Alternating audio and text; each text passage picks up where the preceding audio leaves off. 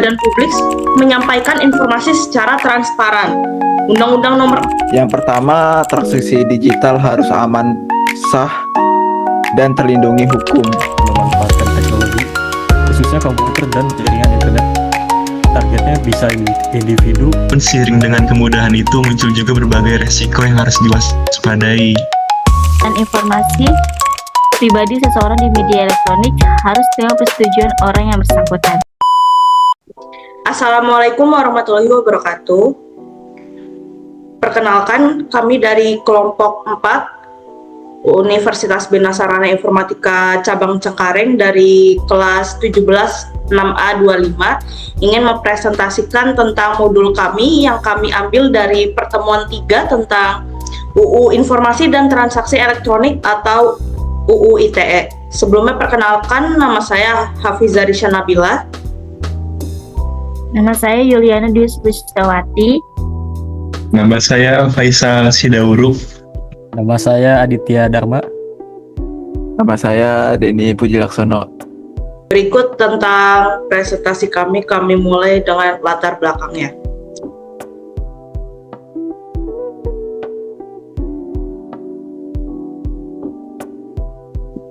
Di sini latar belakangnya yaitu perkembangan teknologi mengubah sistem sosial, ekonomi, dan hukum.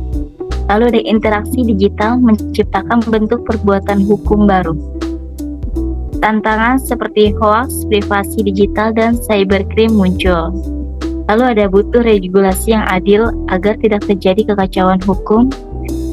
Setelah itu ada teknologi juga dapat memperkuat persatuan nasional jika digunakan dengan bijak. Tujuan, memahami perkembangan teknologi informasi dan dampaknya. Kedua, mengetahui dasar hukum pemanfaatan teknologi digital di Indonesia. Ketiga, mengenali berbagai jenis kejahatan cyber dan upaya penanggulangan. Keempat, menjelaskan konsep forensik komputer dan peranannya.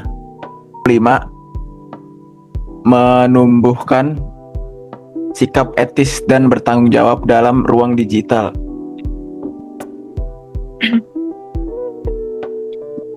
Lalu di sini ada hukum cyber dan peran UU ITE. Pertama, hukum cyber adalah cabang hukum yang mengatur aktivitas di dunia digital, termasuk penggunaan internet dan perangkat elektronik. Tujuannya adalah untuk memberikan perlindungan hukum bagi semua pengguna teknologi informasi dan komunikasi. Yang kedua, UU ITE melindungi hak pengguna dan mencegah kejahatan digital. Contohnya, Pasal 26 UU ITE menyebutkan bahwa penggunaan informasi pribadi seseorang di media elektronik harus dengan persetujuan orang yang bersangkutan. Ini penting untuk melindungi privasi pengguna. Ketiga, memberikan kepastian hukum untuk transaksi elektronik. Ada di UU ITE Pasal 5 ayat 1. Menyatakan bahwa informasi elektronik dan dokumen elektronik adalah alat bukti hukum yang sah. Ini artinya, transaksi online memiliki kekuatan hukum yang setara dengan transaksi tertulis. Yang keempat, ada perlindungan data dan sistem elektronik. Selain hak individu, UU ITE juga mendukung keamanan sistem informasi seperti mencegah penyebaran malware, peretasan, dan kejahatan siber lainnya. Lalu yang kelima, selaras dengan UUD NRI 1945. UU ITE merupakan perwujudan dari perlindungan hak warga negara sebagaimana tercantum dalam pasal 28J UUD 1945, yaitu hak atas rasa aman dan perlindungan dari ancaman dunia nyata maupun digital. Selanjutnya di sini ada tanggung jawab penyelenggara sistem elektronik. Penyelenggara sistem elektronik adalah pihak, baik itu perseorangan, kelompok, badan hukum atau institusi yang menyediakan atau mengelola sistem elektronik seperti aplikasi, situs web, layanan transaksi online, dan layanan penyimpanan data. Yang pertama di sini adalah wajib memastikan sistem elektronik andal dan aman. Maksudnya di sini adalah penyelenggara sistem elektronik harus menjamin bahwa sistem yang mereka bangun bekerja dengan baik, tidak mudah diretas, dan tidak mengalami gangguan teknis. Misalnya, platform e-commerce harus punya server yang stabil dan sistem keamanan berlapis. Yang kedua, ada menyediakan perlindungan data dan menjaga privasi pengguna. Mereka wajib menjaga kerahasiaan data pengguna seperti nama, nomor handphone, alamat, email, atau data transaksi. Hal ini sesuai dengan pasal 26 UU ITE yang mengatur tentang penggunaan data pribadi. Yang ketiga itu ada bertanggung jawab atas kelancaran operasional sistem. Artinya mereka tidak boleh lalai. Jika sistem mereka error dan merugikan pengguna, maka mereka harus bertanggung jawab. Contohnya, jika saldo pengguna hilang akibat kesalahan sistem, maka penyelenggara wajib menyelesaikannya. Yang keempat itu ada harus mematuhi ketentuan hukum yang berlaku. Semua penyelenggara sistem harus tunduk pada peraturan perundang-undangan, termasuk UU ITE, tentang Peraturan Presiden Nomor 71 tahun 2019 tentang penyelenggaraan sistem dan transaksi elektronik dan UU Perlindungan Data Pribadi. Yang terakhir ini ada dikecualikan dari tanggung jawab jika gangguan disebabkan oleh force majeure. Namun dalam keadaan tertentu seperti bencana alam, gangguan internet nasional, atau kondisi di luar kendali, penyelenggara bisa dibebaskan dari tanggung jawab selama bisa dibuktikan bahwa kerusakan itu bukan karena kelalaian mereka. Selanjutnya, kita di sini ada keterbukaan informasi publik yang biasa disebut dengan UU KIP. Undang-undang ini menjadi dasar penting dalam menjamin hak masyarakat untuk mengetahui informasi publik. Yang pertama, UU KIP mewajibkan badan publik menyampaikan informasi secara transparan. Undang-Undang Nomor 14 Tahun 2008 tentang keterbukaan informasi publik mewajibkan setiap badan publik seperti lembaga pemerintah, BUMN, dan institusi yang menerima dana publik untuk memberikan akses informasi kepada masyarakat. Tujuannya adalah agar publik bisa mengawasi kebijakan dan penggunaan anggaran. Yang kedua, itu ada informasi harus tersedia secara digital, cepat, dan aman. Di era digital, informasi harus bisa diakses melalui internet dengan cepat dan efisien, tidak boleh bertele-tele atau menyulitkan, tapi tetap dengan sistem yang aman agar tidak mudah disalahgunakan.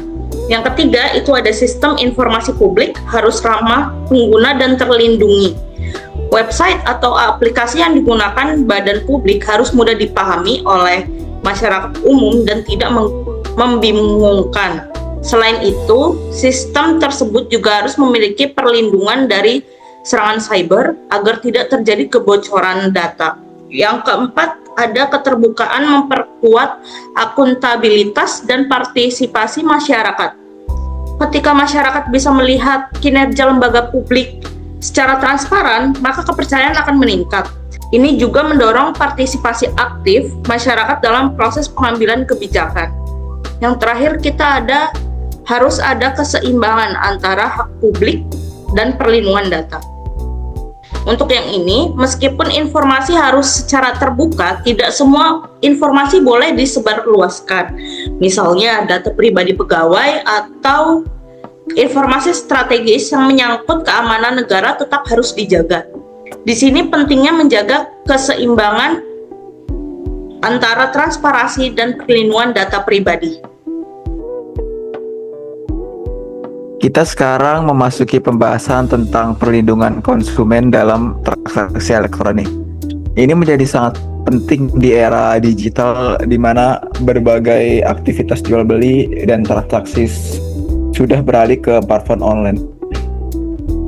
Yang pertama, transaksi digital harus aman, sah, dan terlindungi hukum. Segala bentuk transaksi digital baik untuk melalui e-commerce, perbank digital atau aplikasi keuangan yang harus menjamin keamanan pengguna. Kebebasan transaksi juga penting agar tidak terjadi penyalahgunaan atau manipulasi hukum hadir untuk memastikan semua ini berjalan sesuai aturan.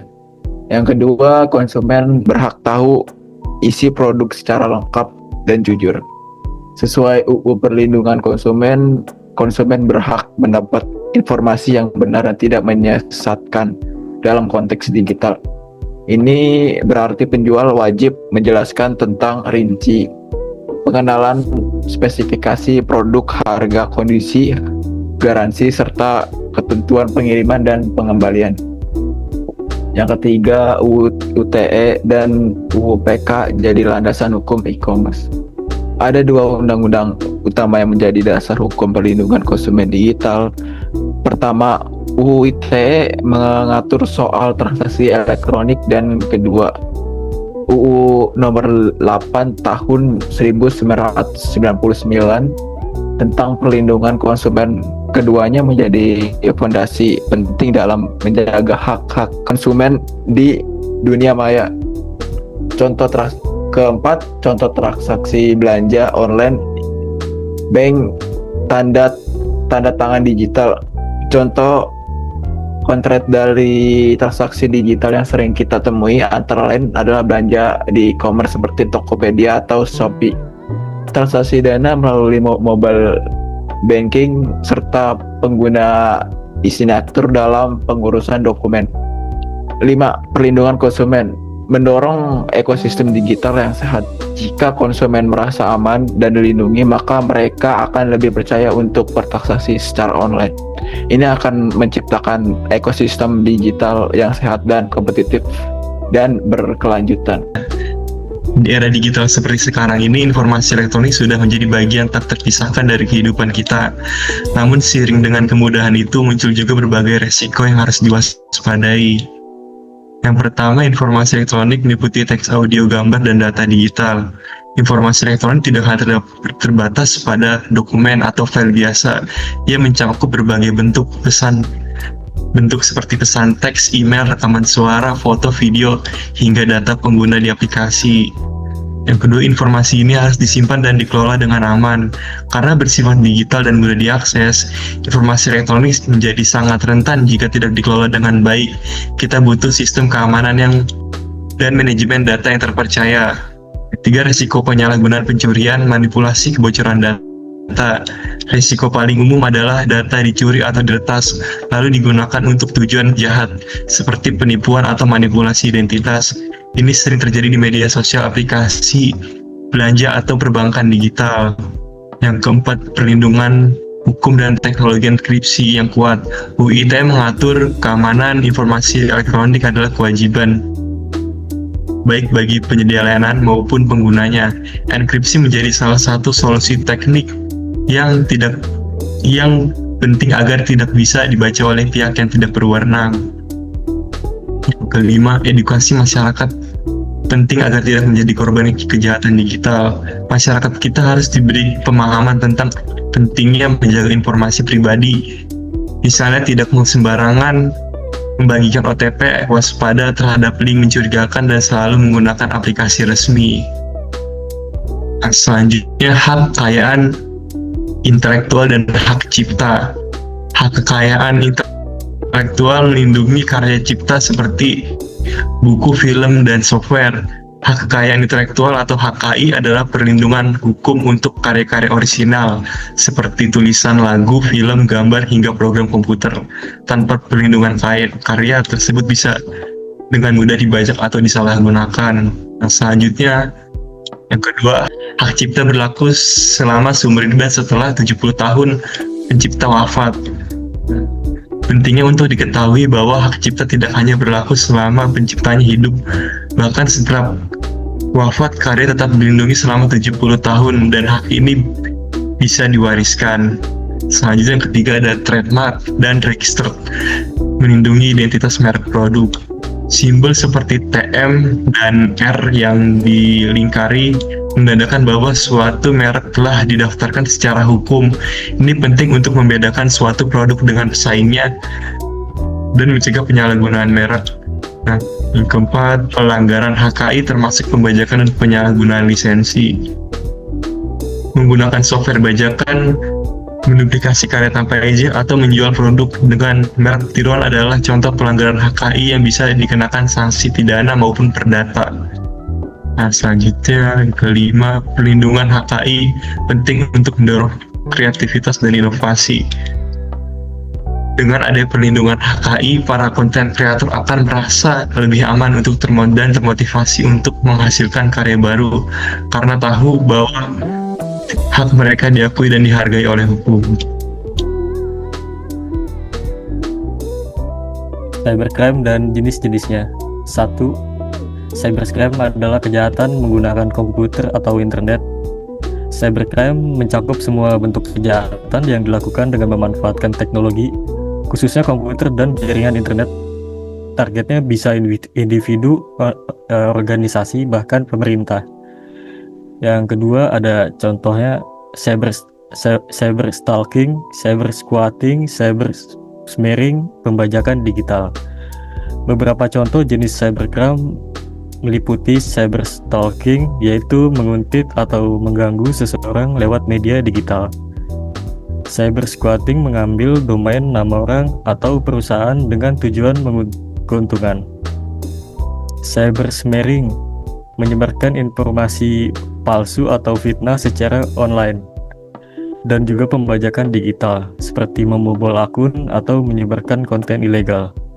Yang ketiga, seringkali pelaku tidak dikenal dan sulit dilacak. Karena dilakukan secara online, pelaku cybercrime bisa menyembunyikan identitasnya dengan sangat baik, bahkan dari luar negeri sekalipun. Yang keempat, kejahatan ini bisa menimbulkan kerugian psikologis dan finansial. Korban tidak hanya dirugikan secara materi, tapi juga bisa mengalami tekanan mental, seperti stres dan ketakutan, apalagi jika data pribadinya tersebar luas. Yang kelima, perlu kerjasama global dalam menegakkan hukum cyber. Karena kejahatan ini bisa lintas negara, maka dibutuhkan kolaborasi internasional dalam upaya pelacakan dan penindakan pelaku cybercrime. Baik, sebagai penutup dari presentasi kami, berikut beberapa kesimpulan yang bisa kita ambil. Kemajuan teknologi memang membawa banyak manfaat, namun di sisi lain juga menyimpan risiko, terutama dalam penyalahgunaan informasi digital.